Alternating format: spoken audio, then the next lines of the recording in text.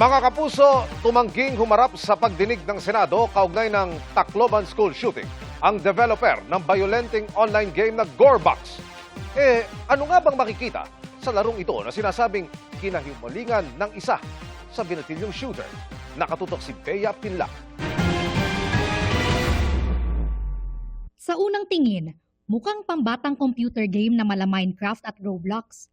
Pero Welcome to Gorebox, where brutality knows no bounds. ito ang Gorebox na likha ng German game developer na F2 Games at libreng nada-download para sa PC at Android devices. Dahil violent ang nilalaman, hindi na namin ipapakita ang ilang bahagi ng trailer. Pero kasama rito ang barilan, rambulan at mga madugo at karumal-dumal na misyon. Isa itong tinatawag na sandbox video game kung saan pwede kang magdisenyo ng mga karakter at gumamit ng iba't ibang uri ng armas at pampasabog. Kaya ang Pan-European Game Information o PEGI, ang standard video game rating system ng Europa, binigyan ito ng rating na PEGI 18. Ibig sabihin, for adults only.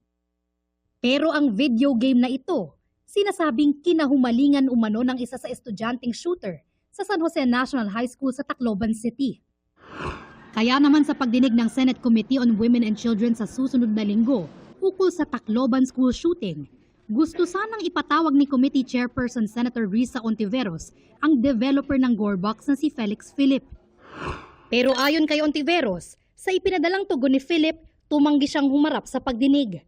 Dismayado si Ontiveros dahil marami pa naman daw sana siyang nais itanong sa game developer.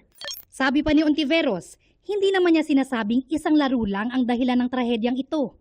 Pero kung meron daw online environment na maaaring naging bahagi ng pagkalantad ng mga bata sa karahasan, dapat daw siyasatin ito. Sa pahayag naman na pinadala niya sa GMA News, sabi ni Philip, bagamat tumanggi siyang dumalo sa Senate hearing, handa naman daw siyang makipagtulungan sa hiwalay na imbestigasyon. Tulad daw ng ibang tao, gusto niyang ma-establish ang facts at sa abot ng kanyang makakaya ay tutulungan daw niya ang mga otoridad sa Pilipinas na kanya na raw kausap. Bilang respeto raw sa pamilya ng mga biktima, hindi na raw siya magbibigay ng mga spekulasyon habang nangyayari ang imbestigasyon. Pero giniit niya, nilikha ang Gorebox para sa adult audience. Hindi raw ito nilikha para sa mga player na under 18 years old. Nauna rito ay pansamantala ng ipinagbawal ng CICC o Cybercrime Investigation and Coordinating Center ang Gorebox sa Pilipinas. Bea Pinlac, nakatutok 24 oras.